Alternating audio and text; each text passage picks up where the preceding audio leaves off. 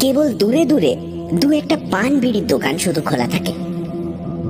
সে সময় যারা এই অঞ্চলে চলাফেরা করতে আরম্ভ করে তাদের অধিকাংশই নিঃশব্দে ছায়ামূর্তির মতো যাতায়াত করে, এবং যদি কোনো অজ্ঞ পথিক অতর্কিতে এ পথে এসে পড়ে, সেও তাড়াতাড়ি যেন সন্ত্রস্ত ভাবে এই এলাকার বাইরে চলে যায়।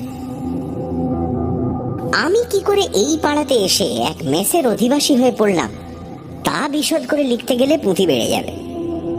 এইটুকু বলাই যথেষ্ট যে দিনের বেলা পাড়াটা দেখে মনে কোনো রকমের সন্দেহ হয়নি, এবং মেসের দোতলায় একটি বেশ বড় হাওয়াদার ঘর খুব সস্তায় পেয়ে বাক্য ব্যয় না করে তা অধিকার করে নিয়েছিলাম।